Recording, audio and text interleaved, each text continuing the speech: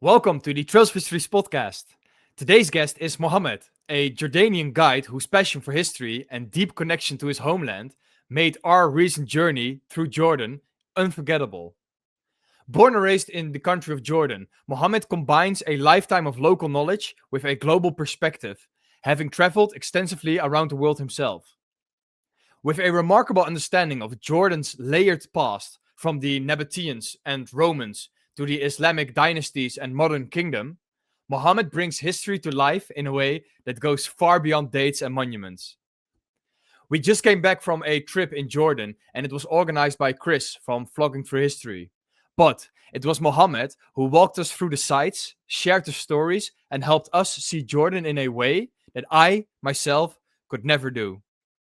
We're honored to speak with Mohammed about Jordan's history and how guiding others through these historic landscapes help people shape their understanding of Jordan's past. Now, I'm very excited for this episode, and let's roll the intro. Soldiers, sailors, and airmen of the Allied Expeditionary Force. We went over and we crawled. If you stood up, you were dead. Schulden tragen den Deutschen Staat, das Deutsche Reich. What's distance? This is Delta Papa 3. We shall fight in the fields and in the streets. We shall fight in the hills. We shall never surrender. Yeah, ready? I'm ready. Ready? Me too. Mohammed! Salam alaikum! Welcome to the Trails of History podcast, man. Man, I love that you're wearing the Arabic. What's it called? What you're wearing? So we call this shmar and we call this thobe. Thobe. Thobe. And it's like a typical Arabic outfit, or Yes, it's typical Arabic outfit. That's true. you're looking good, man. You're looking good. Also, Marcel, welcome for the people who are watching. We have Marcel during this podcast. Why? Because Sean is not in the UK at the moment. He is drinking beer in Spain, probably, and laying in the sun, while I'm here working for the company. So, yeah, there has to be a difference, you know. So, Marcel, we invited Marcel as well because Mo here is a tour guide. Actually, Mohammed. He is a tour guide in Jordan, and we just came back from a trip in Jordan. Marcel, Chris, Mohammed, of course, because he was the tour guide, and me. So, and I wanted to talk about Jordanian history on this episode of the Trails of History podcast. And who to better talk about Jordan history than with Mohammed, the best tour guide in the whole country of Jordan. Hey, For sure. that's what I mean. Yes. Oh wow! Thank you. Oh, that's too big to me. Yeah. Good. I'm actually really excited. Like, Mohammed, you completely changed my perspective on the Middle East with the history, the culture, the people. Like Jordan, it was probably one of the better decisions I did to go there in my life, to be fair. Well, first of all, Sander, Marcel, I would love really to thank you so much for hosting me in your podcast. It's kind of an honor to me to be with you, speaking about my beloved country, the country that I believe in. You know, many people, they kind of afraid or maybe misunderstood the area. So thank you so much for highlighting Jordan today, so that we can at least maybe within this an hour that we can change the idea about the country. So thank you so much. Yeah, 100%, man. Yeah, Yeah. gladly. Marcel, you have anything to add on that with perspective changed on the, on the Oh Middle man, East? yeah. I had the best trip ever. I've been around the world. I've been to many countries. Did a lot of trips, but I can honestly say this is one of the best trips I ever did. And I'm not just saying this because Mo is on, but it just completely changed my perspective as well on the Middle East. And a lot of people said to me, why are you going to the Middle East? It's dangerous there. There's a war with Israel and Iran and everything. And I was like, no, it's safe. Jordan is the safest country in the Middle East. So I'm just going to go. And yeah, I had an amazing time. It was crazy. People were so nice, and I never felt unsafe, not for 1 second. No, Mo, you Jordanian people did a great job. Well, thank you. Well, to be honest with you, I'm so happy to hear that. Like, you have no Yeah. idea about like the level of happiness that that I'm in right now by hearing, especially from Marcel, because of I'm not sure if I should share that, but like Marcel, when I met him in the beginning, he just kind of shared with me like he has a very bad experience about the Middle East, about everything. And it was, when you meet a person on the first day telling you that, so it's kind of put you like under pressure to show the other, the other side of the people of the Middle East. So that was to be honest, my kind of challenging of the trip, like how to make Marcel change his idea about the Middle East. He has a very bad experience, maybe with the people, with the experience in general in the Middle East. So hopefully, like hearing that right now from him, I can tell that I'm a real good guide. Well, Yeah, for sure. you are allowed to say that. To be fair, you are allowed to say that after a trip like that. So Appreciate Yeah, it. Thank you. for me, it was even, I've been to the United States, and I've walked on the streets at night, like in Washington D.C., and then I felt more unsafe than I did in Amman, because on one night we went to like a rooftop restaurant. Sunday you didn't go because you weren't feeling so well, and I had to walk back to the hotel by myself. It's like a 10-minute walk or something, and everybody was nice to me and saying hello, and I never felt unsafe, never. And that's an amazing experience for me. yeah, I will make it my mission every time people talk about the Middle East. I'll say go to Jordan. Trust me, and I know a really good tour guide there as well. I'm not gonna say who. Oh yeah, his name is Mohammed. How many Mohammeds are tour guides in Jordan, Mo? Oh my God. All of That's them. gonna be an interesting statistic to do. Yeah. So Mo, you are a little bit of a history buff as well, right? A history nerd, right? Because That's true. Yeah. you talk about a lot of the history of Jordan, and there is a lot of history in Jordan. So I'm very glad to have you here on the podcast, and we have some questions for you during the podcast, of course, but also at the end of the podcast. Every podcast will have the same last two questions, and we're going to ask you that as well. But first, I want to know something more about you before we get into that. So, in Jordan, right? You grew up there, you were born there, you went to school there, jobs and anything. How did you get into history in a country like Jordan? What inspired you to be more curious about it? Or I know sort of the answer already, but the people at home, how did you get into history? Well, Sander, living in Jordan, to be honest with you, it's kind of history. It's not, like lies on books, like any other country. We breathe history. We walk like kind of the history. It's like under our feet in Jordan. You know what I mean? So growing up in a city like Jerash, which is that's my hometown, and it's a very well known as a Greek Roman city. It has a very beautiful, well preserved Roman city, and you guys experienced that. So growing up in there, just running between the Roman columns, knowing that the tourists come from all over the world to kind of witness and appreciate that's like what the other civilization has lifted for us, like make us feel that we have something that we have really to appreciate. And also, living in such a modern city, like I consider Amman, Jerash, all of these like a modern city, but still with the traditional Bedouin traditional way, that the way of living. So that's make us really concerned and make me specifically, understand there is a story behind those lines, behind those stones, and I've taken the opportunity to be the storytellers about those stones. So that's kind of answering my question. Yeah, so literally what we're seeing now. I don't know, Mohammed, if you can see it at the moment, but this is your hometown, isn't it? Jerash. Jerash, that's true. Yeah. I don't know. Can you see it on your screen? I can see it. Yeah, I can see. Oh, Yeah. is that some picture that you clicked during the trip? Yeah, this is the pictures that you're gonna see and stuff. This is what I took with my phone. So this is part of That's perfect. the Roman city of and Greek city of Jerash. Mostly Roman was it, That's right? true. It's a Greek Roman city. That's true. Yeah. The Greek Could you comes tell? first. They build it, and the Roman comes after. Yeah, could you tell us a little bit about this city that you grew up in with the Roman history? Because if we look at this image, you can see a lot of things already that is still there from the Roman time, but the ground is hiding a lot more. You know, the grass fields there, those are places that has That's true. not been excavated because, yeah, there is no money to do that, right?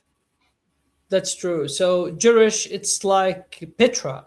So we always say that Jerash and Petra, we consider them as the hidden cities. Which is, if you look at Jerash, for example, if you look at the picture, you can see a lots of ground fields over there. Which is, according to the archaeologists, if you have enough money and you do any excavations under there, 100% you're gonna find a lots of ruins. So that's why we always kind of surprise our tourists by telling them that whatever you're gonna see in Jerash today or during your trip, it's gonna be only about 35% of the actual city, which is lie down underneath. But that's giving you an idea about how big, how huge the city is. But unfortunately, with the lack of funding, with the lack of money, as a country of Jordan, we keep just waiting the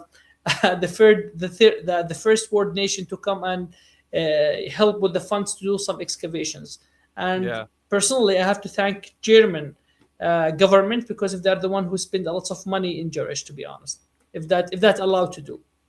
Yeah, yeah, of course, yeah, of course. You can say on this podcast whatever you want. Like we don't care. So yeah, Jerash, like, dude, like when we came up there to Jerash and I saw it for the first time, I couldn't believe how big it was, and that we drove the bus around the outer wall, and you can still see all the ruins of the outer wall still. Like, I don't know if Marcel looked behind him when I was sitting in the bus, but I was pretty amazed, taking pictures and videos. And when I came there, I was really, really sad because I didn't bring my camera and didn't prepare more, because I would definitely put my camera all the way overseas just to film that place and share it with people. So you gave me a reason to go back, Mohammed. Well, welcome to your second country. We always say that. I won't say that's your first country because I know that you love Netherlands a lot. So Jordan's going to be your second. Yeah. And next time when you come to Jordan, we're going to make you marry a Jordanian girl. Then we can get a citizenship for you. Okay. Yeah. Okay. Yeah. Okay. That's Okay, you better start saving some money then, because Mo told us about what it cost to marry in Marcel, Jordan. you're smart. Exactly. Yeah. So I'll be the groom. No, not the groom. I'll be the bride, and then she'll be the groom. So I'll get paid. Yeah. Well, So some more questions I want to. So we have a whole list of questions as well. Marcel, if you want to ask one after this one, then you can do that as well. Of course. But Mohammed, what is a historical place you never visited, but is something you really want to go to? It can be in your own country, but it can also be in another country, like Europe or America or Asia. What is like a place you really want to go to? well, History-wise. really a question, to be honest. Like, to be honest, the world has many beautiful places, but if I would select one, I would always select Machu Picchu. I've always dreamed to go to Machu Picchu, and like as a tour guide, being always going to Petra, seeing one of the seven wonders of the world, that's opening my eyes since long time ago. That to go and see another civilization, which is located thousands miles, like in the other part of the world, and how they just kind of carved or built their city in the mountains, which we're speaking about the Machu Picchu. And I really would love to go there and explore the entire city and do the hike of the Inca Trail, the entire Inca Trail. Yeah, it's on my list as well. Yeah, it's been. Well, It was together, Marcel. Yeah. Yeah. Yeah. I think Chris was planning a trip right? He was. Yeah, but I think after Petra, when he walked up to the monastery, he didn't want to do it again, right? He felt never. You said it in the beginning, Mo, that after that trip, you're gonna hate stairs forever. Well, Yeah, Chris is for sure. probably not going to do that anymore. He has to do some training first. Yeah, wasn't Sure. wasn't that like excavated like and discovered like not long ago? What is that? The monastery? No, the what's it called? I'm gonna Machu butcher Picchu. it. Machu Picchu, yeah. I was about to say Machu Picchu, but Machu Picchu wasn't that discovered like not long ago? The whole city. I think no. I think it's always been discovered, but like It's it always was been hidden by discovered, the yeah? local people for a couple of 100 years. Was it Yeah. maybe But that then that I've later heard? on, it's become a tourist, Yeah. like a touristy city. So yeah, Yeah. Yeah. Yeah, that is something that it's far away though. You need to Yeah, travel that's far, true. far away. Yeah, it is. Yeah, Marcel, just take the lead for the next one. So yeah, it's Jordan. We saw on the trip as well. You have many layers of history. You know, we went to like biblical history sites. We went to Nabataean, Greek, Roman, Ottoman history. So it's very diverse. What's the period that you feel most connected to yourself as a history nerd? That's really hard question, to be honest. Oh my god. Oh my god. Well, you Okay, can say to all be of them. honest, like if I would, well, to be honest, all of them 100%. But if I would love to go in one specifically, without doubting, I would go with the Nabataean. You know, just thinking, just like for a second, think about nomads Bedouin. Comes from the south part of the Saudi Arabia today. At that time, we called it Maghreb, right? And they were like having nothings because of the dam has collapsed the entire city.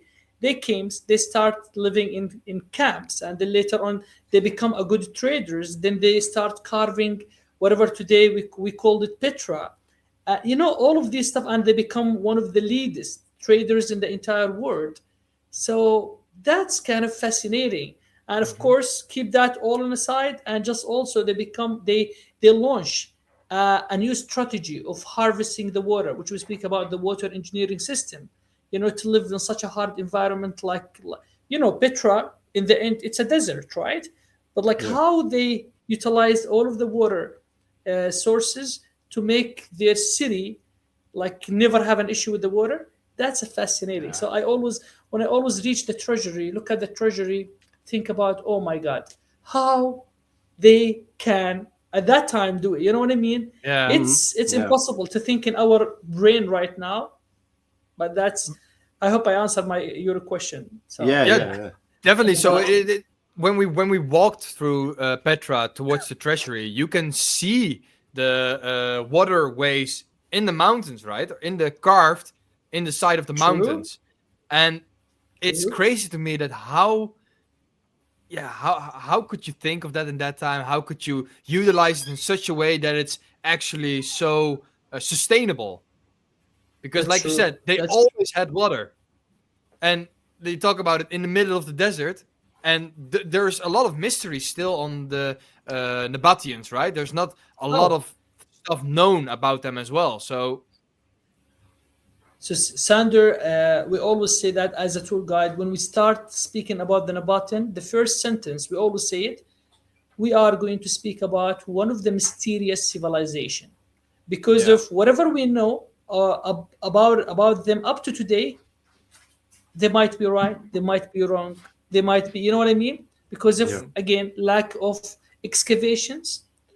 Also, we have a full story there is a group of people, they conquered Petra and they were taking Petra for themselves. And those people, the one who called the treasury, by the way, the treasury, it's never been, function as a treasury, but because if they thought that might be, you know, a treasure just right behind it. So that's why they called it treasury. So those people, they destroy a lots of facts about the Petra, about the Nabataean, because they were only caring about money, about finding goals, unfortunately, at that point. Oh, okay. yeah, So they and didn't here- write. They don't have any written records of those people. Well, see, Marcel, you know, the archaeologists, like thinking about it, it's quite crazy because of, you know, we're speaking about such a developed kind of civilization at that point. 100%, they were traders. that means they should write. They should write, and but like again, because of those group of people, the one I was just mentioned, they were breaking all of the evidence about the Nabataean, because if they want just to keep finding golds. And just think about it, when you dig all of the way to find golds in the ground, you're gonna kind of break all of the evidence just to reach all of the way to the gold. That means you are mix up all of the civilization. If we say about the Greek, then the Romans, then the Byzantine, then the Islamic period of time, and behind them it's the Nabataean. So all of that's gonna be mixed all together. So that's why all of those people who search for gold, they really didn't understand the importance of those kind of runes, or what they're doing. They're doing such a big criminal. I wish if I'm a decision-making person in this country, I will I put all of them in the jail 100%. Yeah. Sorry. So it wasn't only back then or now, but also back then they shot the top of Petra, of the treasury, because they thought there was gold in there as well, right? So they literally they shot with bullets at this magnificent historic piece of history, just because they wanted to find gold in the top pot. Was it? Sadly, it's not in this picture. You cannot really see the top pot, but it is there.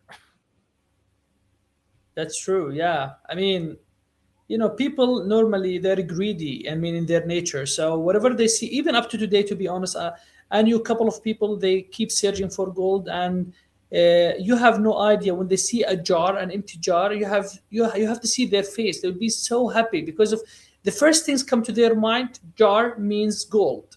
You know what I mean?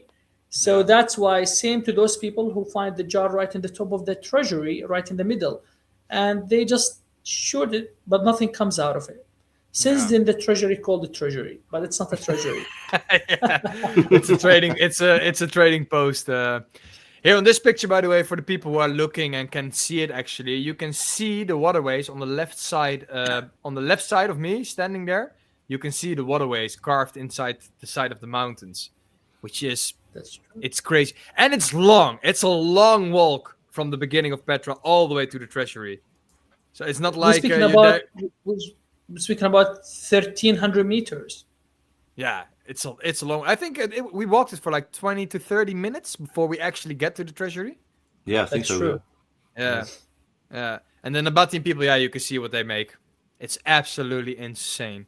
When you walk there and you see it with your own eyes, it's sort of unbelievable.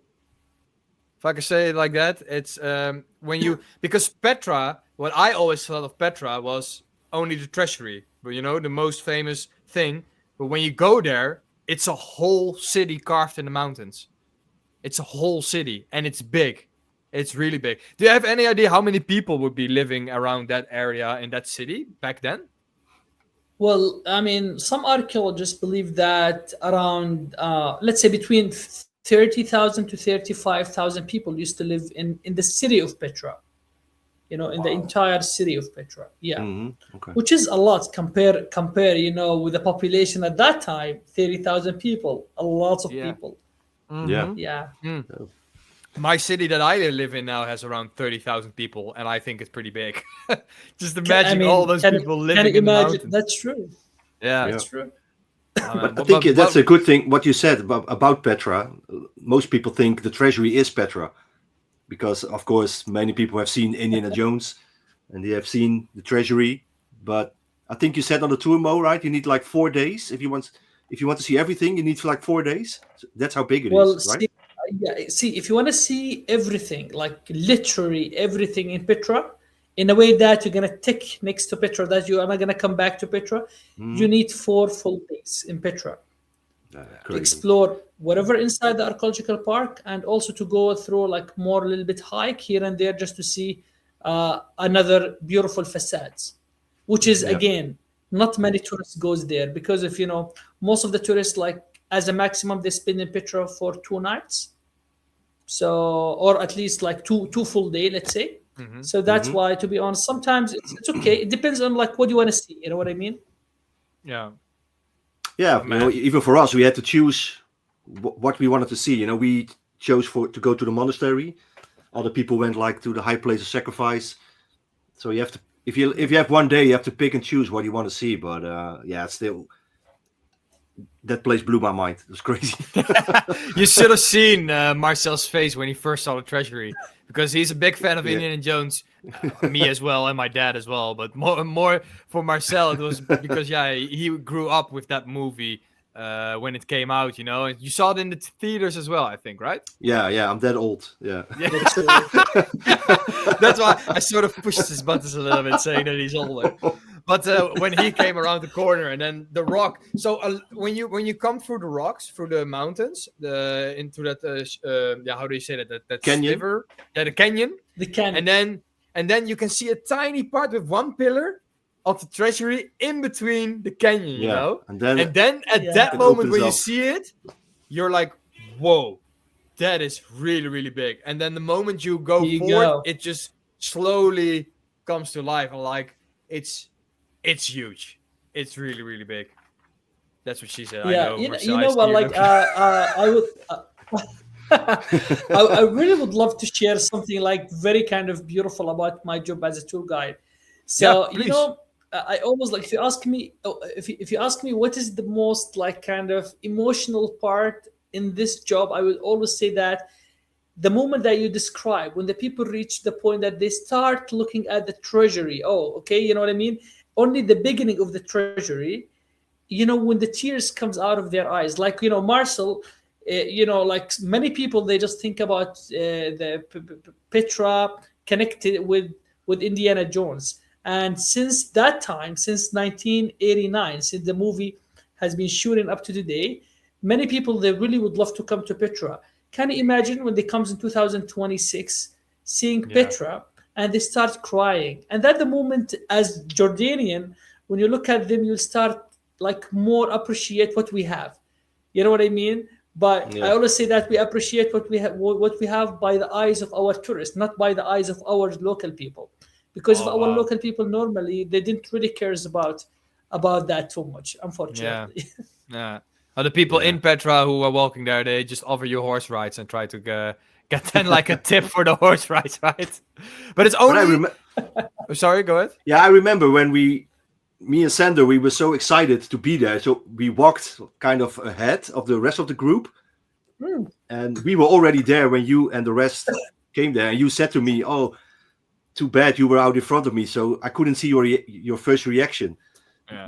True, I swear. Yeah, that's true. Yeah. That's true. I remember that sentence. I told you that. yeah. But sorry, we were so excited. We just wanted to go. We were too excited. Yeah. And there was a tour guide. That's not controlled, right? Yeah. And there was a tour guide talking about history there, and we were like, nah. Let the tour guide do with the group. We want to see Petra. We want to see the treasury.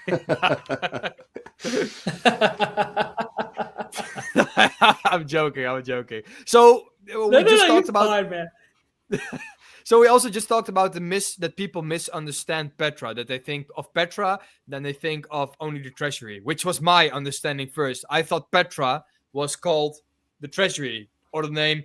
That's true. Yeah, that was called Petra. So.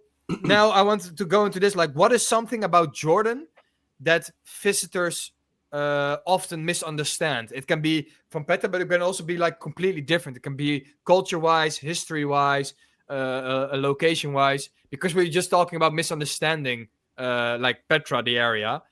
Now I'm just thinking about as well, and I had it written down as a question. Like, what is something that people misunderstand of Jordan?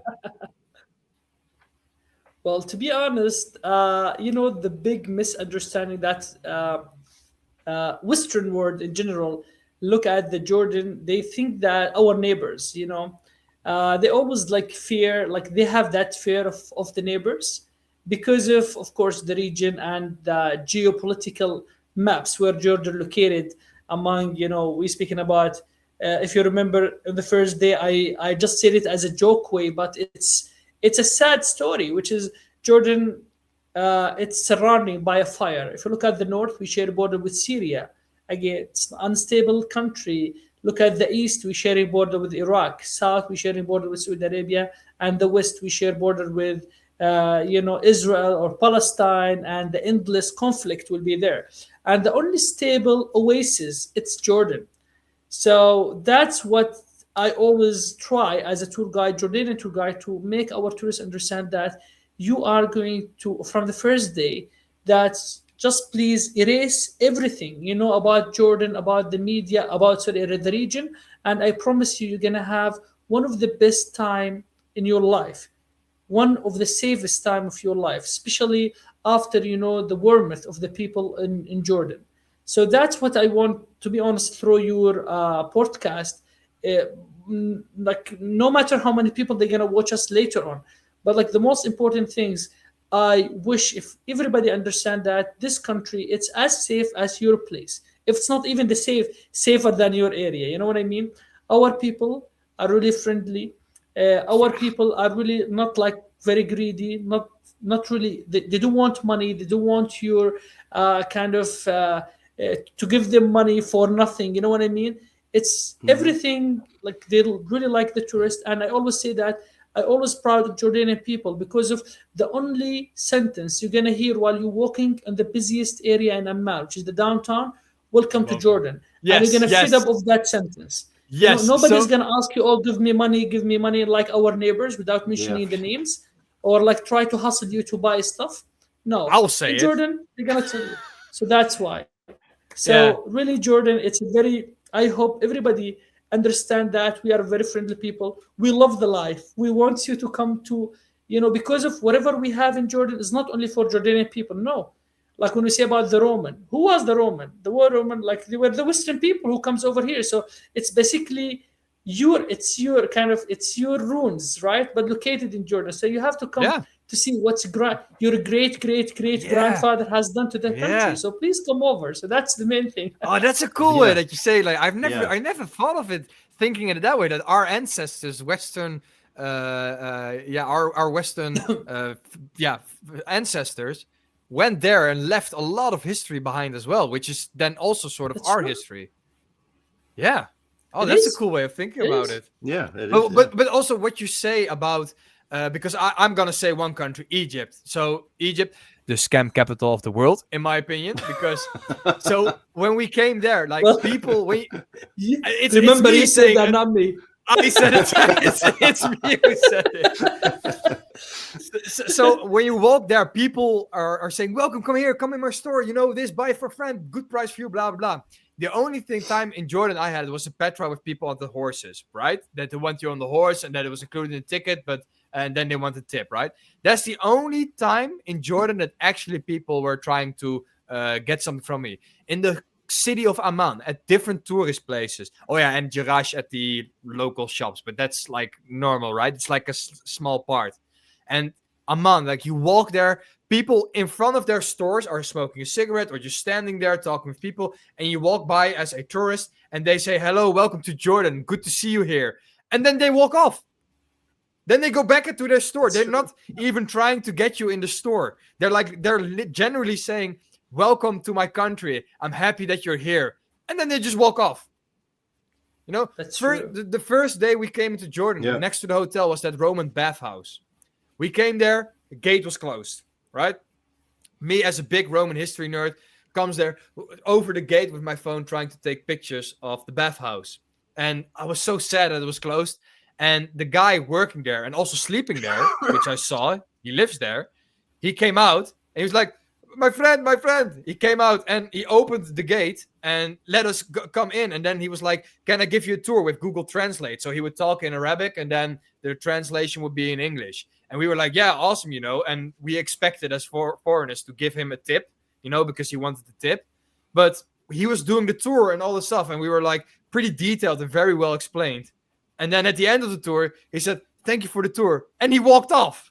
Yeah. And we were he gave us coffee and tea, right? Yeah, but first he walked off, not expecting anything like a tip or money or anything. He walked off and we were like, sir, come back. And he turned around and we gave him some money. He was like, "Oh, thank you, that." And then he invited us for tea and cigarettes and coffee. And then we just sat there for like 20 minutes, half an hour, just talking with him and having a laugh. And he didn't expect anything. And that was also the key moment on the second day that like completely turned my perspective, like, whoa. Yeah. That's just amazing. And I can say that, like Sander, believe me, I can tell that confidently. More than 98% of our community like that person. Yeah. Yeah. They're people lover. They love, just like, we don't look at you as a tourist having a lot of money. No, we look at you as a host. Sorry, as a guest come to our country. So and it's a very shame to look at your guest when he comes to your house. That's in a very greedy way. That's the tradition of the Bedouin, right? So you have to treat the guest. You have to do. In the past, the Bedouin, they never, any guest comes to their house, they never ask him any question for 3 days. They offer him food, accommodation, and everything they need. After the third days, the host will ask the guest, "Tell me, how can I help you?" And that's, if we speak about anything, we speak about the generosity of the Bedouin people, which is like in the general in the Arabic community. Yeah, it's crazy. Like I said, I cannot say this many times to everybody who's listening. Go to Jordan, experience it yourself, because your whole perspective will completely change on what the media tells you. And don't go to the north of Jordan, to like Syria. That's what I wouldn't recommend at this moment. But like Jordan, it's so sad that a country like Jordan is in the middle of all those countries that are fighting with each other and has like bad things happening. I feel bad for the Jordanian people. And when you come there, then the hospitality and so I can just go on and on hours and hours of talking about that. But I see what you mean. Jordanian people are being judged for what other people do in other countries in the Middle East. That's a shame. Mm-hmm. That's true. Yeah, and it's go to Jordan. Go to Jordan. Whoever wants to go to Jordan. So, but talk about Jordan then. Like, what is like your favorite place then to visit in Jordan? When you do like a tour, a group tour, and you cannot say Jerash because that's your hometown. Okay, I'm not gonna be biased now. I'm not gonna say Jerash. You wanted to say it, right? I was about to say Jerash, of course, right? Yeah. Okay, Jerash number 1, but what is number 2? No, I would, to be honest, my answer is gonna be kind of target only one group of people, the one who like hikes, because in Jordan we have a hidden gem, which is a hike considered by National Geographic the best 5th hike on the world, called from Dana, Dana, from Dana. It's a city, it's a small town, to the Little Petra. It's about 6 days of hike. And that's considered the best 5th trail in the world.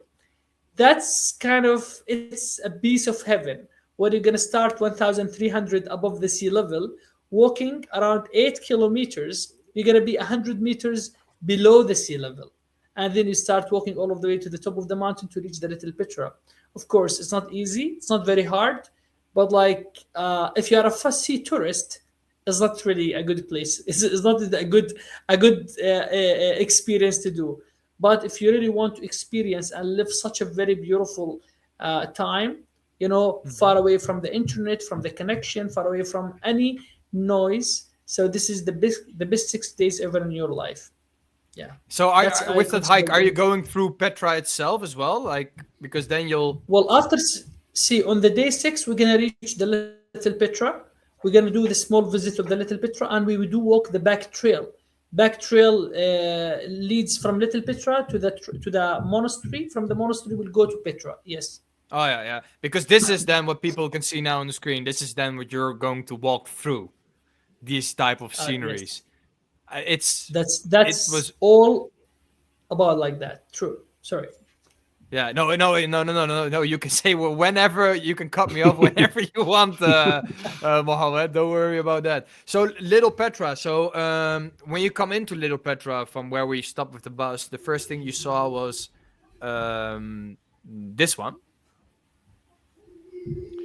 This one had this again the same story with the pot on top, and it was shot at as well because they thought that there was gold in there, and on this picture you can see it very, very well with the bullet holes inside the top of the pot. Am I correct or am I incorrect? That's true. Yeah. So I do pay attention during your tour, so it's not boring.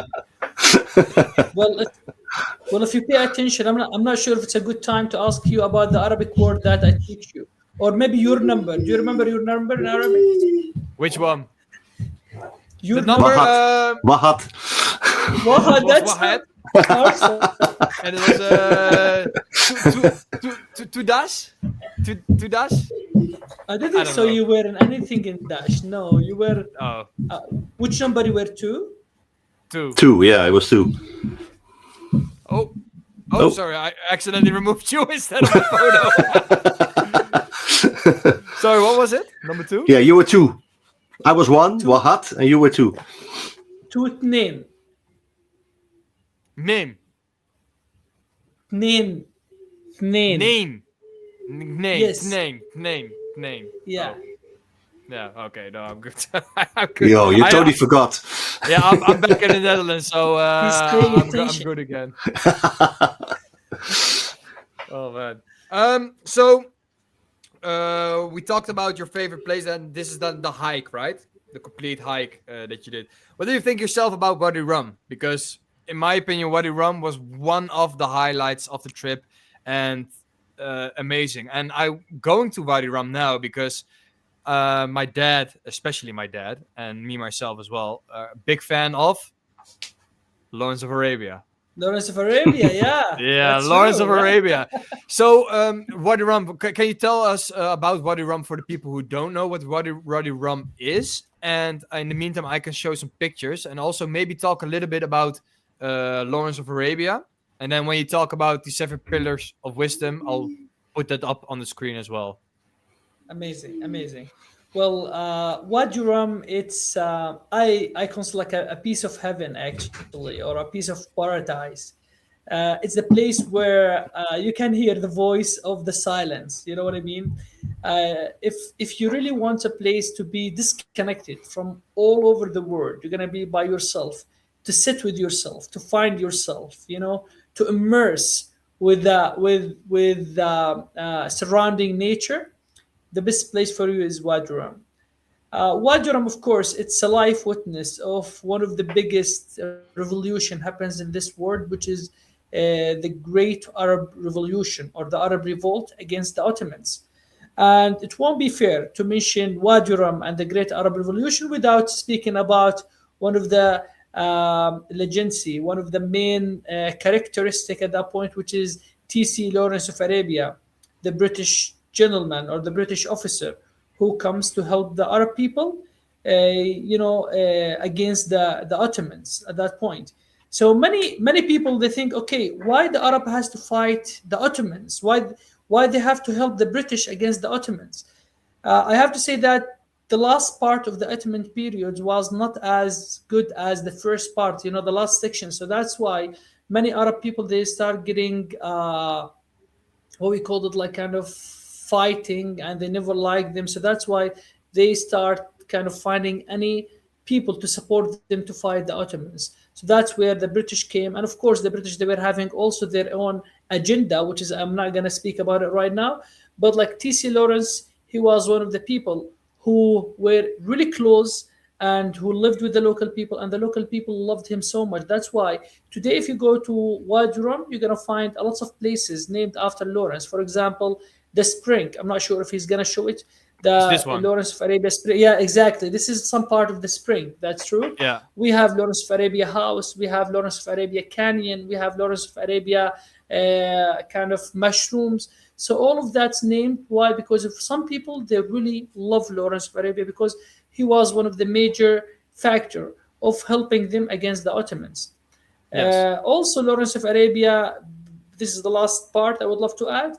After he finished, he went back to UK, and he wrote a book about his experience during the Great Arab Revolt and how he was living with the Bedouin people. And he named the name of that book, The 7 Pillars of Wisdom. And now maybe Sander is going to show the pictures. So, and the name of that book comes after the mountain, which is one of the most famous mountain in the entire site, the mountain right in front of you on the screen. And if you count them, they are like seven pillars of wisdom. And the one who named it, It's Lawrence of Arabia, actually, as a sign of respect of the place, and the sign of respect for the local people, the Bedouin people, which leads me to another kind of side topic. Many people think about Bedouin people. They are like very nomad. They have nothing to understand in their life. But if you go deep in their cultures and their tradition, you will find that they utilize everything in the nature to help themselves, to make them alive. And maybe if you remember Sander and Marcel, Mohammed, our host, when he brought some of those leaves, we call it ajram leaves, and he smashed them and he put them between their hands and he add a little bit water and he start moving their hands in this way. And what happens? The soap comes out. Do you remember? And I was explained that as a soap. That's how did it comes about it? And this is Mohammed, Marcel, and Sander. No, he was also a great guy, Mohammed. I also found Lawrence of Arabia in there, so I have a picture of Lawrence of Arabia in Body Room. So here we go. There he is. Oh yeah! Oh my God! That's the Dutch. Glass. Yeah, that's the Dutch Lawrence of Arabia.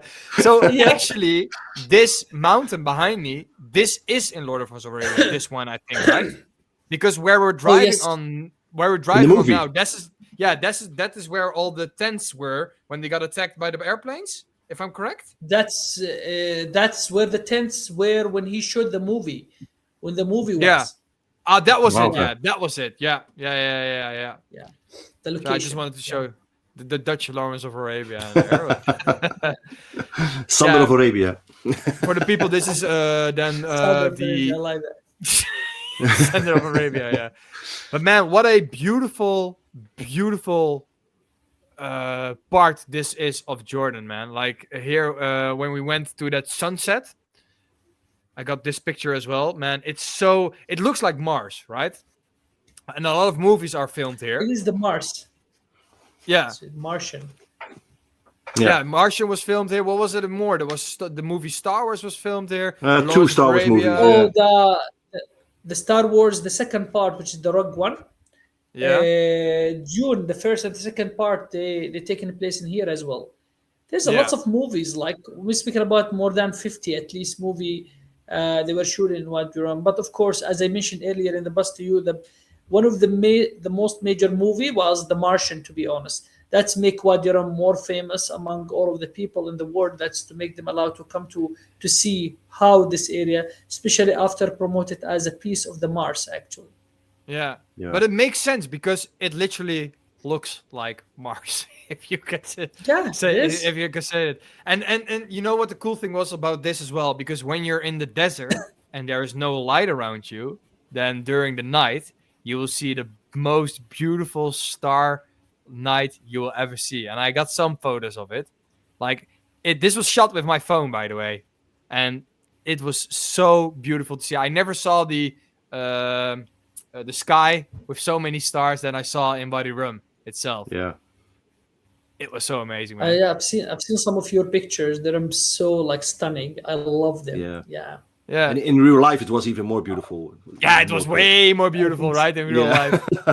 In real life, it was way more beautiful. But so just imagine living in this country and then seeing this almost on a daily basis. I cannot really comprehend that, if that makes sense. Yeah, but Mo, you've been to Wadi Rum many times, right? Do you get used to it? Is it normal for you, or do you every time you go there you're still amazed by it? Well, would you believe me if I say that Wadi Rum, it's one of the places that I never get rid of it. I always would love to go. Like when I leave Wadi Rum, I always like looking forward my next tours. Like that, I can go back to Wadi Rum because if sometimes everybody, especially in this like busy life, we have lots of headache, lots of problems in our life. So sometimes you really to be away from all of the problem. You know what I mean? So Wadi Rum, it's the best place that you can just at least leave everything for a second and just enjoy your time with the desert. So to be honest with you, the day after tomorrow, and after that, like 2 days, I'm gonna be in Wadi Rum in the same and with Mohammed. So Man, So I'm gonna be jealous. like for 2 full nights, no internet, nothing. So I'll be so happy, far from everything. Yeah. No headaches, no annoying Dutch people messaging you on WhatsApp and Hey, come on, man. Well, I wish all of the annoying people like you, man. I mean, you're nothing compared with the people that I'm living with. No. The people of But- Jordan are not annoying. They're amazing. Well, We need to keep that in, right? I hope you have Still a need- warmer night than we had, because I was really cold that night. I wasn't too oh, bad. I wish. Oh, I wish. But to be honest with you, like the weather, it's dropping very badly with the temperature wise. So yesterday really? and today, they're really, really very cold. So I'm wearing this very thin thobe, but I'm turning on my AC on 27. So just Really? thing. I mean, it's very 27? cold outside. Well, 27? 27. It's like a desert in your home now. 20, I always have it on like 20. What's 20? Like I'm putting it in the summer, man. When we were there, we had really good weather, right, in Jordan. It was really hot, and Yeah, to be honest, yeah, your time when you were over here, the weather was amazing, amazing. Yeah. Yeah. So I have a question, right? Back to the history side as well. Like, how do Jordanians today relate to their ancient past? Like, is there still things today in Jordan that people sort of relate to their own history, or to the Roman history, or the Nabataeans, or? Well, I'm gonna go with the diplomatic answer. Yes, sir. Do that. Yes, sir. Where's your tie and your suit? Yeah. No, see, like to be honest, the like right now, to be honest, it's very hard and it's very, I don't know how to explain it, but like not all of the Jordanian people are really attached with their history, unfortunately, especially the new generation. They're But really before you answer, like the Jordanians are pretty nationalistic, right? They love their country. We see a lot of Jordan flags around. They are proud of especially their previous king. You know, that's true. The beloved one, Al Hussein. That's true. Yeah. Well, see, like, when you say Jordanian, what do you mean by Jordanian? The Jordanian, or the Jordanian Or the who's Pal- originally not from Jordan? You know what I Yeah. mean? Okay. Makes So sense. that's Okay, that's the first thing. You have to know one thing. Like, no matter what, like you're gonna host as a host. Let's say you're gonna host a lot of people to comes to your house, but by the end of the day, when they leave your house, you cannot control who's gonna love you or who's not loving you. You know what I mean? That's what's happening in the country. We host a lot of people. Refugees comes from everywhere to Jordan, and we host them very nicely. But you never know if they love the country or no, right?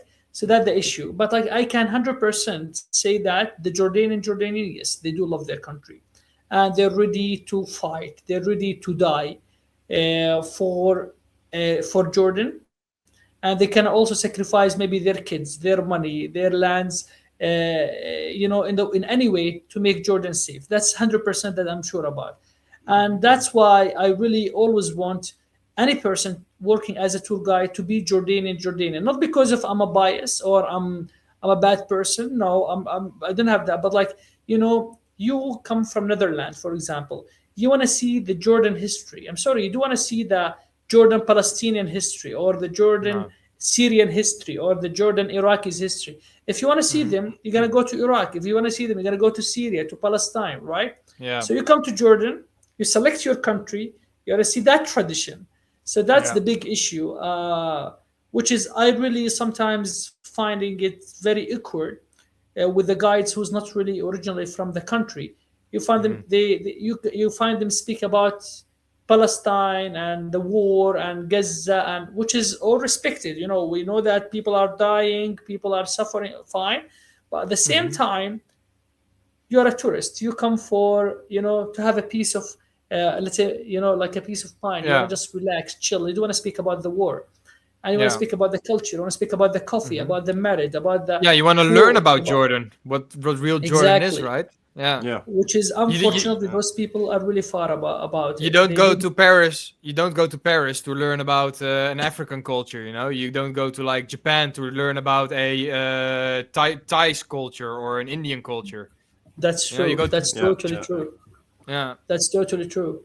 So coming back to your question, I do believe that if I would love to segregate it, Jordanian people are really attached to their history, are really proud of what they Yeah. have, but other ones no. Yeah. Yeah. Which makes sense, right? This ties Yeah. into another question that we have, I think. Jordan has a minister of tourism, right? There's a guy who's in charge. That's true. So what would Yeah. let's say, Mohammed, you are the minister of tourism. What would you change?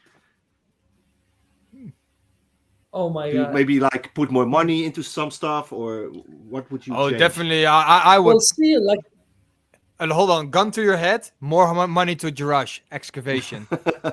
Yeah, stuff like that. What would you Gun to your head. More money to.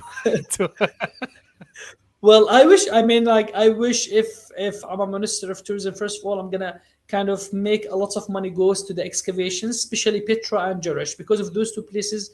They are going to bring tourists. You know, like it's kind of an investment where you invest, but at the same time, you know that like by your investment, many people they're gonna come to see what's going on. So you're gonna gain by that investment. Second things, I will make a very harsh rule for all of the people who's digging for gold. You know, like if, for example, if find any person who finding gold or digging for gold, let them go to the jail for a couple of maybe at least 10 years to know that it's not a joke. It's not something to be joking of.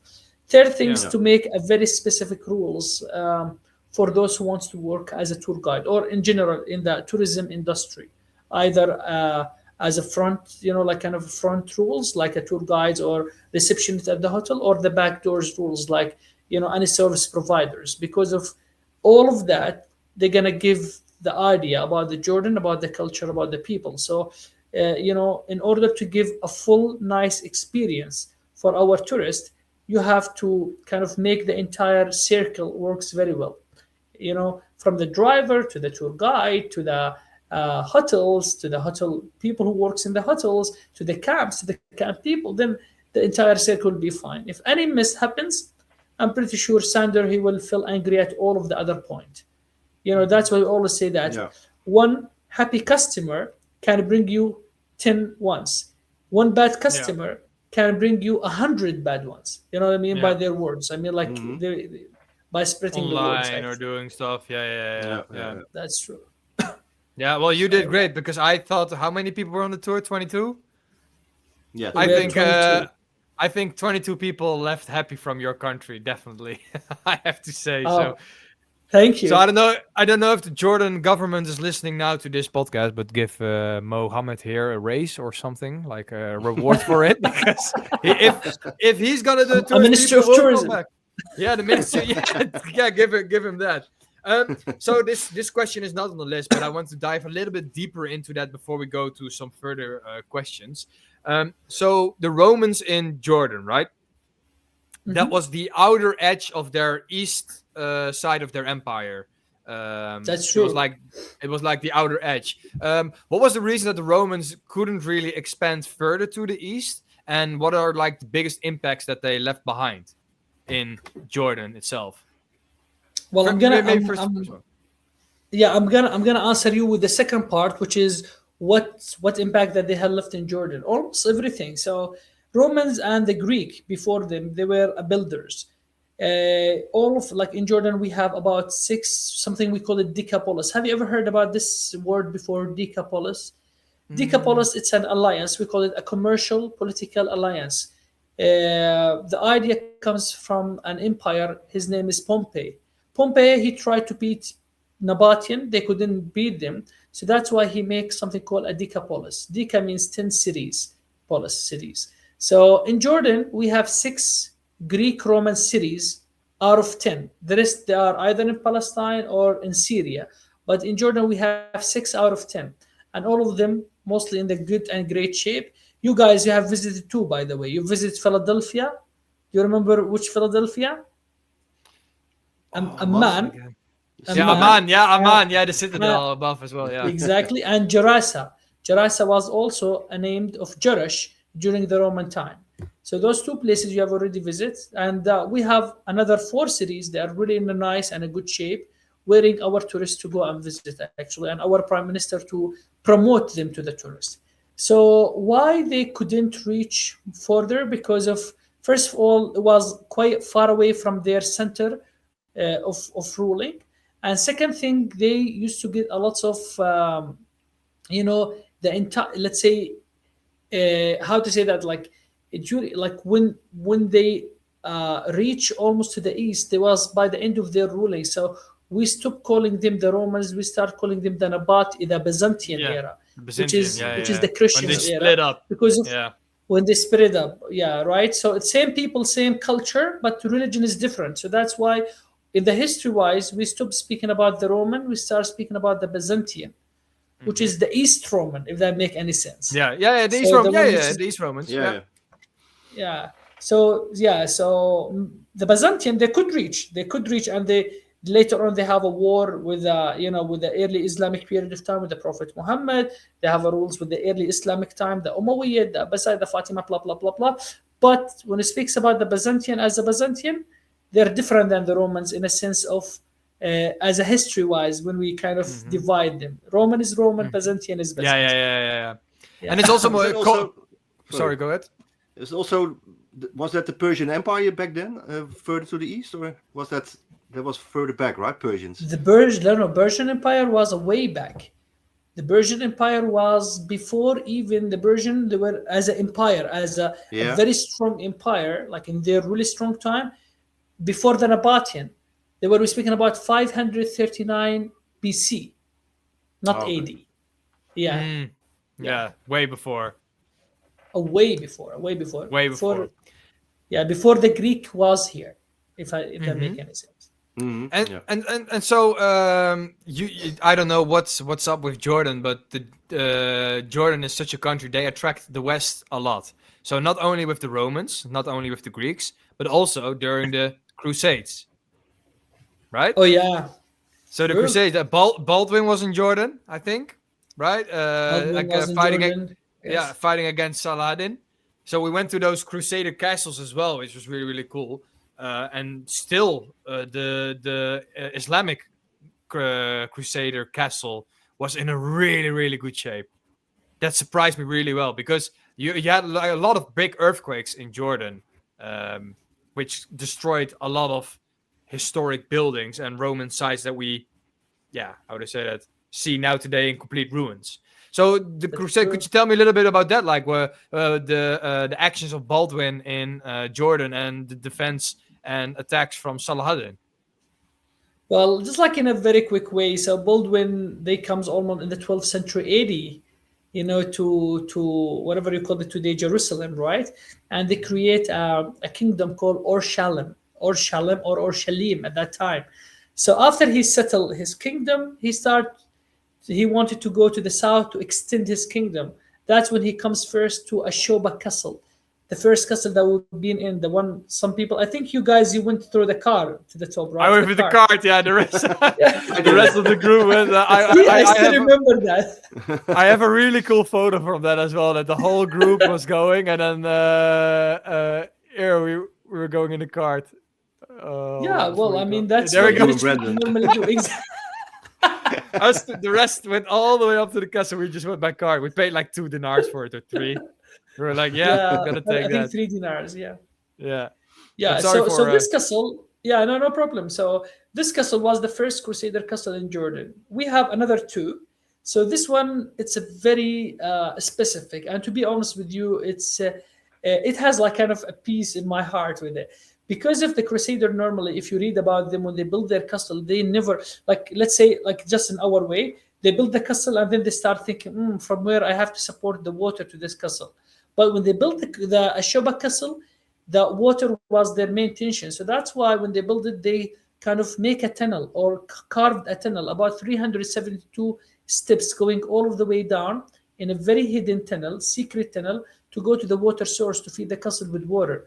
Plus, they make this castle a self-sufficient. That means they didn't. If you are inside it, and if the enemy siege you, you don't need to go outside. The food, the water is there. So that's why when Saladin comes to kind of conquer the castle, to have a war. He comes from Egypt at that time, to be honest.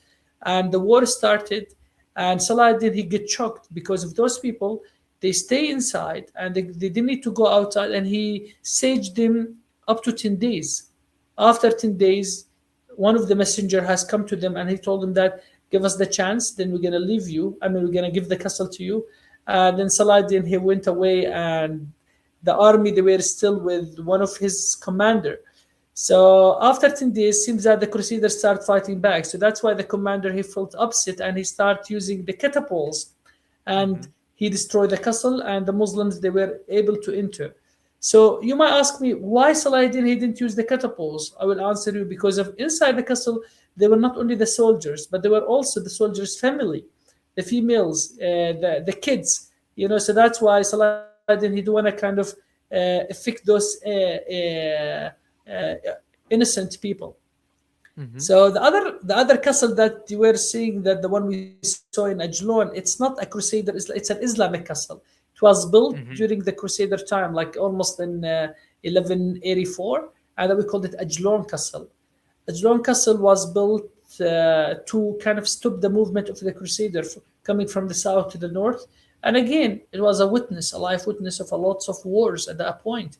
But the most important things about the castle, it's the small church. If you remember the chapel that was sealed in the castle, and that's belonged to a gentleman or a monk. His name is Ajlon. Ajlon, by the way, he was a Byzantine guy. He was one of those Byzantine monks. He used to live in there. I'm speaking about way before the castle was built. Okay, so he built that church, and he was living in there. But he was such a gentleman that when he passed away, everybody, all of the local people, they named the entire area after his name. What they named it? Ajlon. Ajlon. So later on, when the people start changing the names, like Ajlon, Ajlon, Ajlon, Ajlon, Ajlon, people start calling the entire area with Ajlon. And when they decide, Saladin, when he decided to build the castle, Ajlon Castle, so he built it right on the top of that church. So that's when we go all of the way to the top of the castle before you reach the ceiling part, the rooftop part, you're going to see it in your right side, as we have seen it already. Yeah, I think this is the chapel. It's the floor. I had a picture of the whole chapel, but this is the floor of the chapel, right? The church with like the mosaics in it. Yes, castle. yeah. This is exactly a mosaics part. Yeah. That's true. Yeah, man. What a beautiful place this was as well. The view on this, you could see Israel in the distance. You could, even if the clouds are gone, you could see Jerusalem, and you could see part of Syria, if I was correct, or no, you can see some part of Syria. You can see the top mountains of Lebanon, called Jebel al-Sheikh mountain. Oh yeah, that's Lebanon, snowing mountains. Always keep snowing there. Yeah. And you can see Bisan, a city or on the other side, on Israel or on Palestine. That city, it has another Crusader castle, by the way. We called it like I forgot it. Just lots of things coming to my mind. Sorry. Yeah. Dude, don't worry about that. You are so knowledgeable about your country. It's actually insane. Is that the one where they recorded the movie? Do you?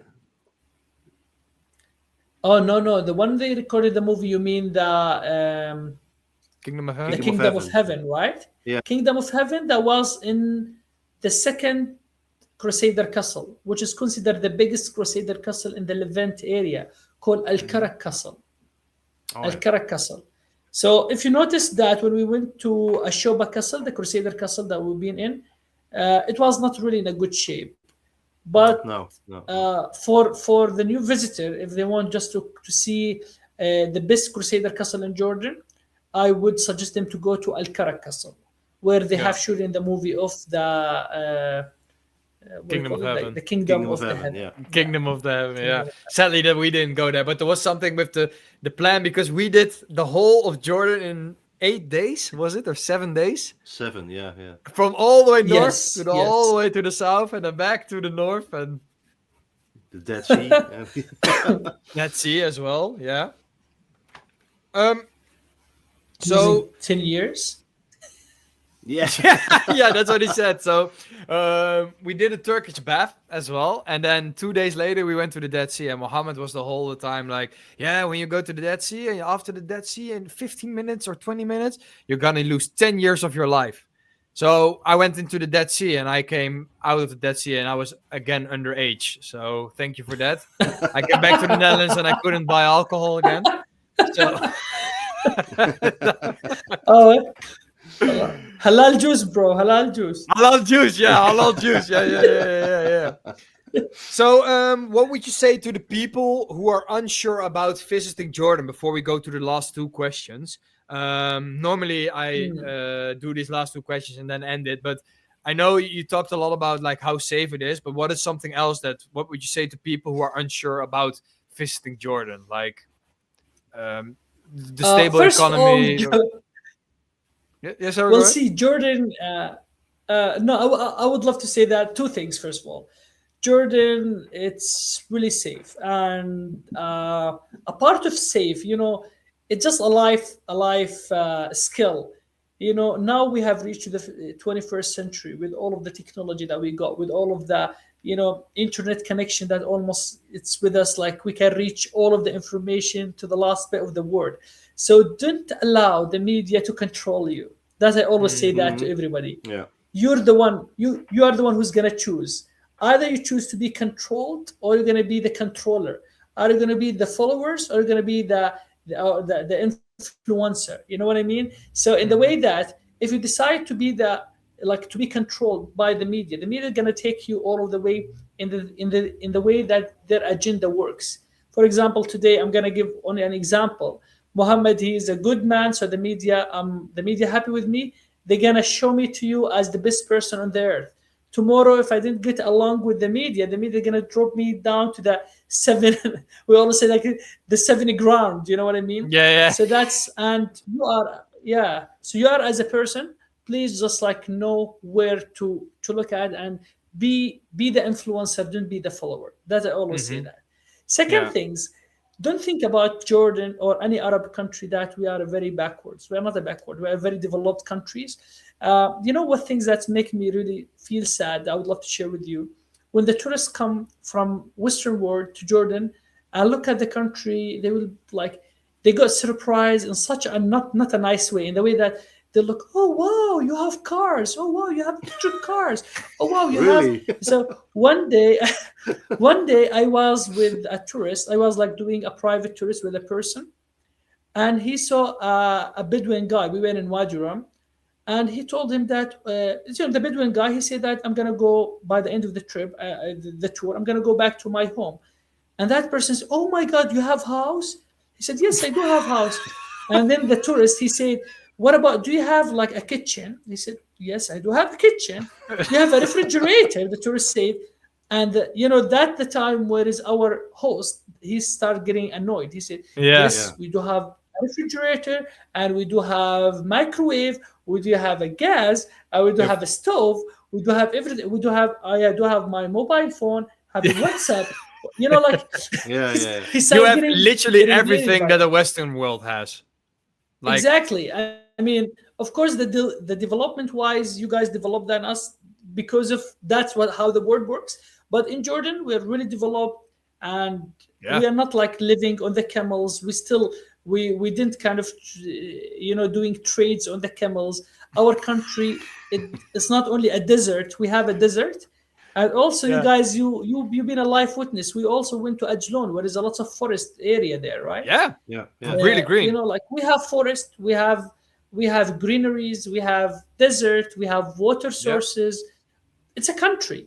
It's not only, we are not living in Lawrence of Arabia time. So you know what I mean? Well, you did. You did the first day. You did pick us up with like 30 camels, and we were riding, and with the whole tour group on the camels through Amman. Yeah, do you remember that?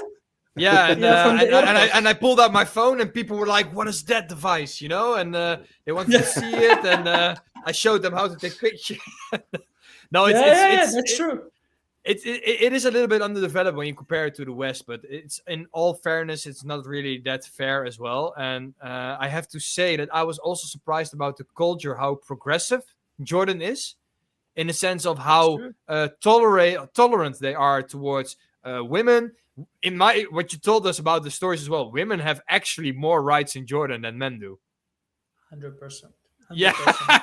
So if 100%. if Mohammed fights with a lady and or just an argument and the lady starts to scream, then everybody will look at Mohammed and they will beat you up, right? Then I'm gonna do this live with you from the jail, Yeah. Yeah. sitting with that. Yeah, exactly. Yeah. No, it's really because like Christians can walk on the streets without any trouble. Women without burqas, or what you call with like Hijab. burqas, Hijab. right? Hijab. Yeah, women. There are women who don't have an hijab, who just walk around without an hijab. It's like the women's choice. Some women have like the hijab with only the face. You can see some with their eyes. Some have completely that you cannot see anything and have gloss. Yeah, they have gloves on. Yeah, sorry if I butchered the names of the things. I don't know the correct pronunciation. No, you're fine. Yeah.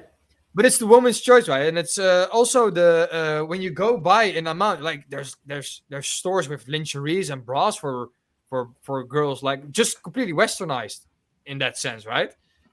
That's true. That's true. It took me by surprise. I can walk around with like a Christian cross on my neck, and just nobody would think twice of it. That's Nobody true. would No, look because at you we weird. do have a very good amount of Christians in Jordan as well. Yeah. Yeah. And Jordan is part of the Holy Land as well, which we didn't talk about in this podcast about the Holy Land of Jordan. That's true. That's true. Which, yeah, that's also a really pretty special part. When we went there, because before the tour, me, Marcel, and Chris, we went to Jesus Christ baptism site, and where John the Baptist lived, and what was it more again, Marcel? He was baptized Jesus Christ at that point, and you know what I find it nice things about the baptism site. It's many people think that if you ask any Christians people, even if he's read the Bible, you just ask him Jesus Christ, and say, "Oh yeah, he was baptized in the Jordan River." But to be honest with you, you guys, you know the truth because you've been in. John the Baptist, he baptized Jesus Christ not in the actual Jordan River, right?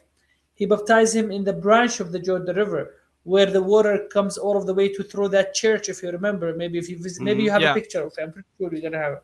Yeah, I have it. I have it. So this is on the way there, dude. That was a beautiful walk, by the way. Yeah, it was Going really there to the baptism site, it's all with like the trees on the sides and with the water from the spring, the same spring Yeah, that you John can see the it on the right. Baptist. Yeah, you can see the spring that's the same spring where John the Baptist took water from and baptized people in, right? That's the same spring. That's It's true. still That's it's true. there after Yes. 1,000. Was crazy to me. Just walk there and then like have my hands in that spring. This is then the place where John the Baptist lived. Hold on, I'm getting excited over here. Yeah, take your time. Take your time. I'm just like looking at the Yeah, pictures. that's his cave. Yeah, that's the cave. That's the cave where he lived in, and then sadly I don't have a picture of that, but I do have the picture here, where with me in there as well. Sorry for the people who don't want to see my face again, but this is where the place. This is what you meant, right? With the church where Jesus Christ was baptized. I'm just like, oh yes, exactly. Yeah. That's the main pictures over here. So this is like actually the church. There's basically two churches. The one on the small one there, like in your kind of left side. The one just next to it has like a small cottage in the top. Not right in the top of the hill, just like next to you. So that's we call it the dress church actually, or the dress chapel, because they believe that when Jesus Christ was about to baptize, he moved his dress and he hang it right on that church. So that's why they call it the dress church. Later on, during the Byzantine time, they built the stairs all the way and the big church over there.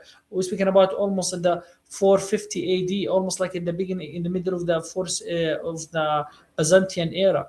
They built that church, so, to keep it as a kind of memorizing that's important events happen in there. Mm-hmm. Yeah. And now the water is gone. It's all dried up, but back then there was like a river there, and yeah. So if you look on my left side, where I have my nice manly fanny pack on the left side of that, you can see sort of a small canyon where the water used to flow through the Jordan River, part of it. And you can still see the water. There's still water in there in where Jesus Christ was baptized. It's probably from the rain or stuff like that, right? But there's That's still true. some water in From there. the rain, Yeah. Yeah. But what a beautiful sight this was as well, man. Like, I'm so happy we went a day earlier and then just had a look around here. I would highly recommend this to people as well. Yeah, here you can just see a tiny. This is where the Jordan River was first towards the baptism site. I don't know. It takes a few seconds for you, Mohammed, probably. And you have a little I'm bridge. just like waiting for the picture to be uploaded. Yeah, and then you have like the bridge where you walk on the wooden bridge. I don't know. Did it update for you? Yes. Yeah, that's true. Yeah, you are now on the bridge. Yeah, that's true. The water just go all the way down. Yeah. So, man, what an absolute beautiful place that was as well, man. Man, I can go on and on about Jordan, like different parts. Where Moses saw the Holy Land, the Promised Land, right? Man. That's a different story, man. Yeah. That's another different story, but that was also like amazing. We can keep going on and on and on, but we're already also about the food of Jordan. We have food, yeah. What was it? Mansef? Mensef, yeah. Mensef, yeah. Yeah, when I ate with my hands. You should remember Mensef to the rest of your life, man. It was good. Especially I really loved it. Like, Marcel is not the biggest fan of cooked meat, but So, Sander, do you know why you loved it, and you know why Marcel didn't like it? No clue. I'm gonna tell you the secret. Because of when you have it in the Jordanian traditional way, whereas Marcel he has it with a spoon. Yeah. Marcel ate it with a fork, and I ate it with a spoon. I think I have pictures of me eating it the traditional Jordan way, because it was with in your hand. You eat it with your hands, but you have to the right hand. To make like a ball, right? Yeah, here. You have to make like a ball, yes. Sticky ball, and you have to move the ball. You put your ball in this hand, and with your tongue, you have to move it through your mouth like this. Yeah, like so I had it in my hand. So you grab the rice. Oh no, first meat. Then you put the meat on the in the rice. Then you grab it, and then you make it into a ball, and you keep twisting it until it's like a ball. In the beginning, it was really bad, but eventually I got the trick, and I could make like perfect balls. Okay, that sounds so yeah. I'm pretty sure, so weird. Yeah. And then with the thumb, push it up. When your teacher is a girl. Yeah, true. You can make the perfect balls. You got the joke, huh? Yeah, of course. That one is not flying over my head. But man, that was so cool and fun to do that. You need to put your left hand behind your back, because what's the reason again that you need to put your left hand behind your back? Because when you're eating in a circle, right? People. That was it. Yeah, that was it. Yeah. I really like the other dish that we had, the one that the lady made at her house, the upside down. Flipped upside down, maklube. Oh, that was so man. good. I have a video of that that she flipped it upside down, but I think her face is on it, so I'm not going to show that. Because I remember that she didn't want that. We could film the food. Yeah, she's very kind of. Oh yeah, here I have just an image of. I have two images. So this one is where before she flipped it over, and then she would smash the top, right? Look at me. What's up? Oh yeah, where are you? Can I see you? I have a spoon in my mouth. Is it loading for you, Mo? Yeah. I can see. Taking a picture. Yeah. He's ready. And then he's ready. Marcel is ready. Yeah, Marcel's ready to eat. Yeah. And then the next one is the food on it, but that was also really, really good, man. Yeah, that was. And the hospitality again. This was in a random house, in a random village. For us, it's random. For yours, not, right? But for us, in a remote village somewhere in the middle of the desert, with a lady, and she was so kind. She spoke a pretty good English as well. she's quite nice, and she's very hospitable lady, to be Oh honest. man, amazing lady, man. I would, Yeah. I would, I would, I would only go back to Jordan for Jerash and for her food again. Like the main reasons. Screw Petra, I don't care anymore. Okay, maybe Wadi Rum and Lawrence of Arabia, but her food was so good, man. It was Well, so even in amazing. Wadi No, Rum, the but food was good. you Yeah. guys have to come one day to Wajram. Then we can do the reenactment Oh, on with the Hijaz Lawrence of Railway. Arabia. Do you remember Yeah, with On the train. the train? yeah. Yeah. You could tell the audience So about it, the- or you want to keep it a secret for people who come to Jordan. No, it's a secret. It's a secret. You It's a never know. secret? Maybe Yeah, one yeah. of your audience is gonna come to Jordan, so that True. Yeah. let them experience it in a real way. True. Yeah, okay, yeah, we're not gonna spoil it. Mohammed, we're going to at the last two questions, and these are questions that we're going to ask every guest on the podcast. So every guest, all the previous people on this podcast, all the I think 13 episodes, we've all asked them the same question. And Marcel, maybe you want to do the first one, and I'll do the second one. Yeah. You know which one I So mean? Mo, yeah. So Mo, Okay, if you could sit down with one person from history and just have a conversation with him or her, who would that be and why? And what would you say to them? It can be anyone. It can be somebody very important. It can be somebody not important. Maybe Wh- you no, only whatever. know him or whatever. Someone from history. Well, to be honest with you, that's like, oh my god! Like as soon as Marcel has asked this question, there's about at least 3 people comes to my mind. But I'm gonna choose one of them, of course. Can I choose one like kind of religion wise? Like if I say like Yeah. the Prophet Muhammad, maybe. Yeah, dude, you could say, Can I you say could say that? whatever. Yeah, Or, yeah, or of you course, want yeah. like yeah, okay. Do Okay, two then. so You I can do would- I you can would do say two. You that- can do two. I had two, so he can I do get two. to- Yeah, Okay. you can do two. You can do two. Okay, so the first one I'm gonna choose 100% without doubting the Prophet Muhammad, which is we as a Muslim people consider it the greatest leader in the history. Like coming from a poor family and kind of leading all of the people, having the message of Islam and start distributing the Islam all over the world is not an easy job. So kind of when you read about the history, I think that it's fascinating just to sit with him, know how the true story began. Though we know a couple of that news story, but like to know more about it, it will be something really amazing. Especially, a part of that is, I'm not speaking. I want to meet him because of I'm Muslims or I'm a Christians. No, just because of he's such a great man. Make the people unit in one particular time. You know what I mean? That's what I mean. Yeah. The second person that I would love to meet is Artis the Fourth.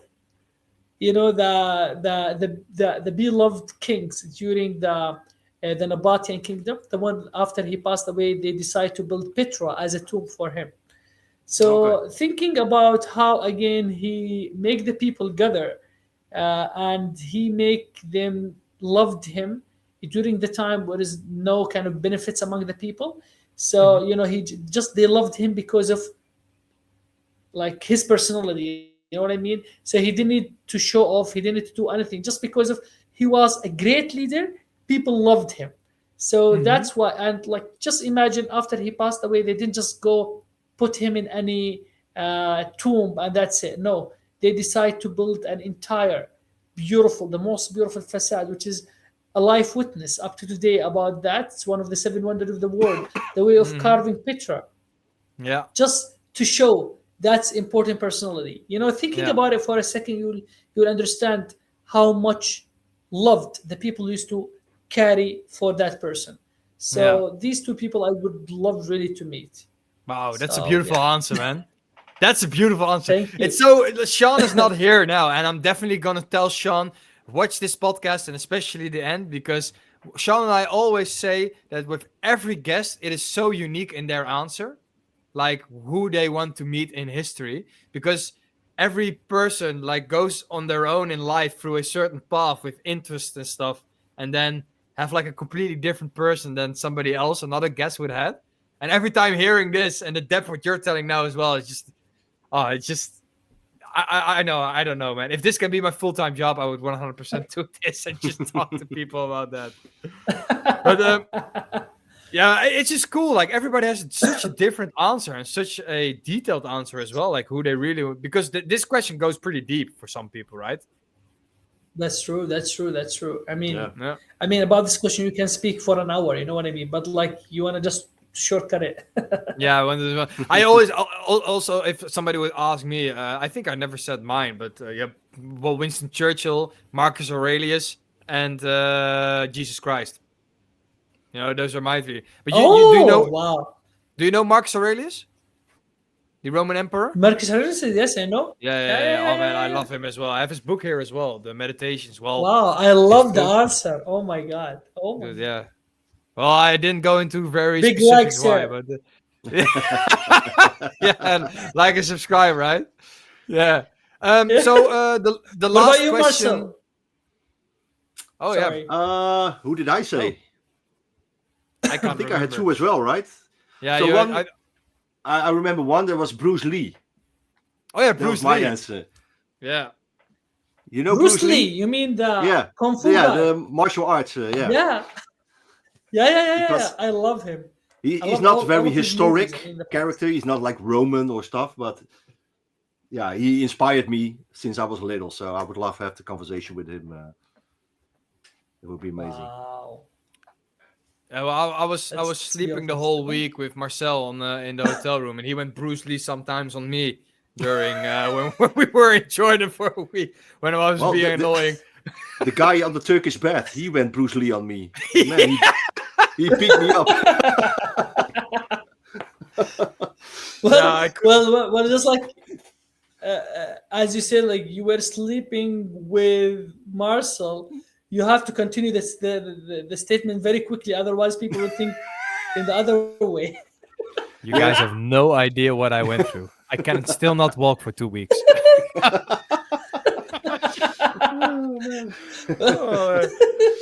No, what did Chris say again when he did the Turkish bath? That he got massaged by Freddie Mercury. Yeah, you know, yeah. He Was looked one like of the Freddie guys Mercury. who looked like Freddie Mercury with like the mustache, and he was like rubbing his thigh close to his private parts.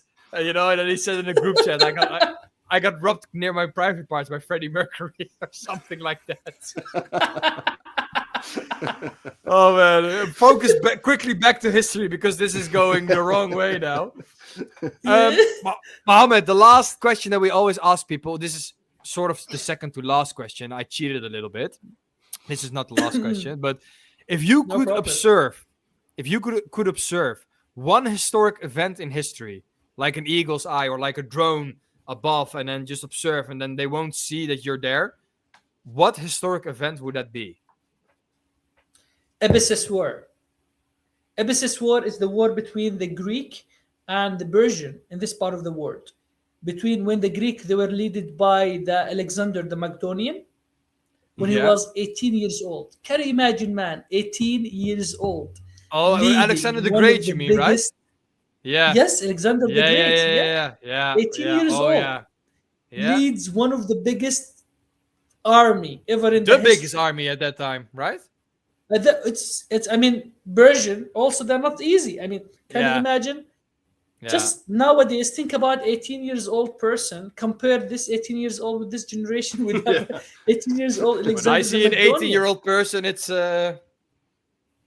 Yeah. only this. That's it's only it. scrolling. Yeah. That's it. I mean, they cannot dude. take a decision. You know what I mean? 18 years old. Imagine Yes. the Alexander the Great, right? Like it's no. Alexander the There- Great. Yeah, and there's- leading one of the biggest empires ever. That's true. That's true. Yeah. So, There's a reason I mean, why it's called this is great. one of the lots of events, but as soon as you say that, this the first thing come to my mind. Alexander Mhm. the Macedonian. That's the best. Yeah. It's cool because we sort of Also- have similar. Yeah, can go I ahead, can sorry, I yeah. add one more thing? Like another sure. event, which is again the way of carving Petra, the treasury. You know, yeah, like to of be course, just sitting right in front of them, and just imagine that they just carving it from top to down, adding Yeah. those beautiful carving and all of those beautiful statues, adding Oh points, yeah. and you just Yeah. sitting right in front of them, drinking your Turkish coffee. Yeah, just looking at that, How you can they sit there do for it, yeah. hours and hours, man. Just imagine that you screw up something like a statue on the treasury, like it's all almost done, and then you just screw up one thing, and it's something Yeah, breaks off. I mean, as a slave at that point, you're gonna be died, of course, and they're gonna Definitely. do the job again. Yeah, crazy, right? It's crazy.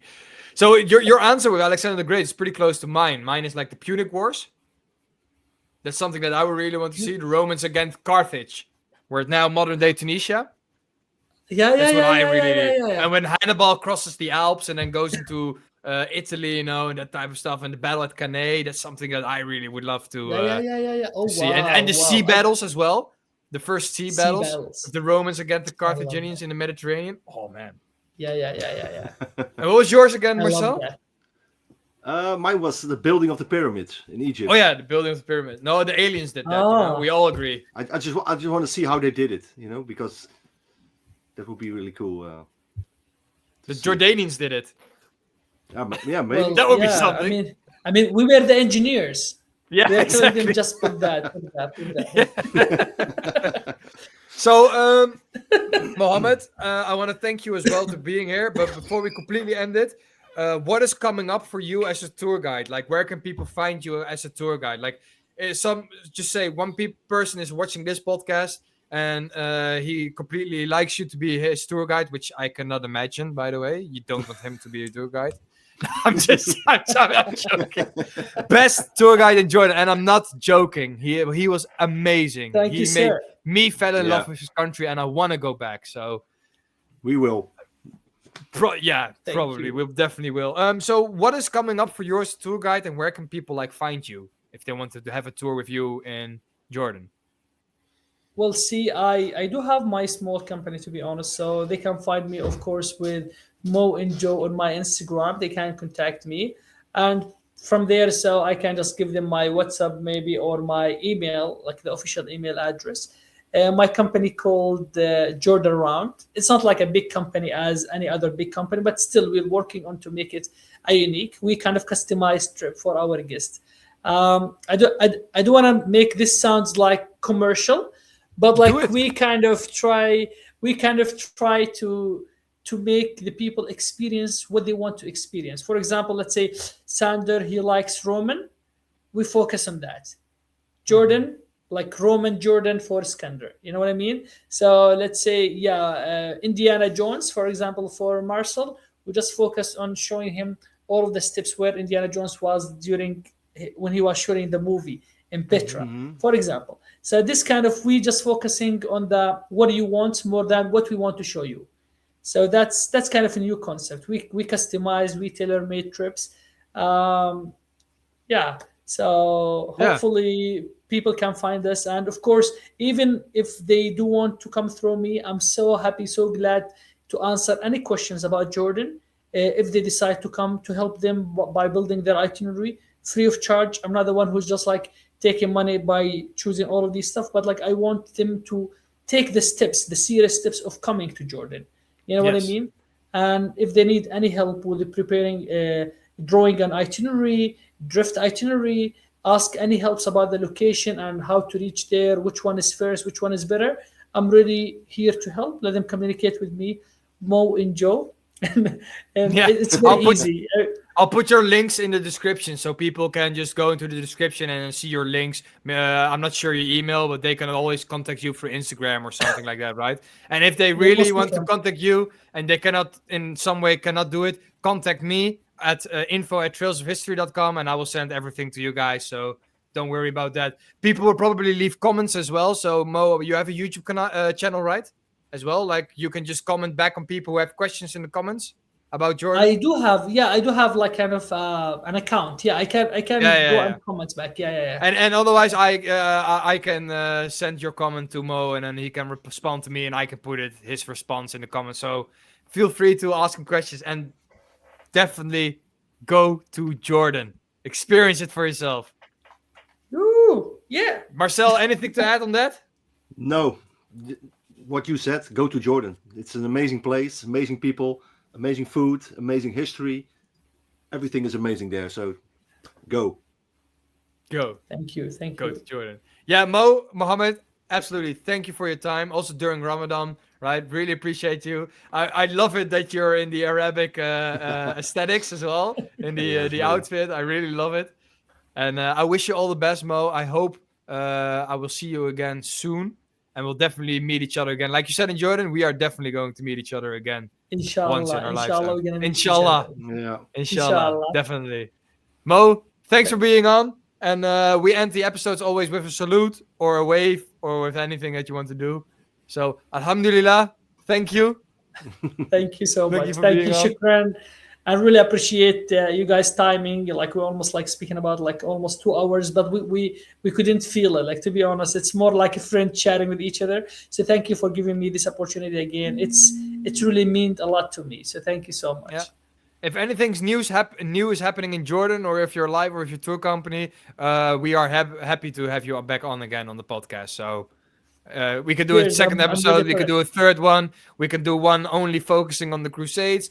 If people want in the comments, like, hey, I want to know more about the Roman stuff, we can do it like that. It's just whatever. I'm ready. I'm ready. Whatever like your audience want to see or to know more. So I'm ready to share all of that information. At least I got. It's gonna be more about like discussion more than a lecture. You know what I mean? So, Yeah. Mhm. Muefe? موافق حبيبي حبيبي. Muefe? Which means agree or deal. So, Agree. all right. Everybody, thank you for watching. And Mo, thank you for being on. Also, Marcel, thank you for being on and replacing no Marcel problem. on this one. So, No problem. thank you. Cheers, everybody. Bye-bye. Later.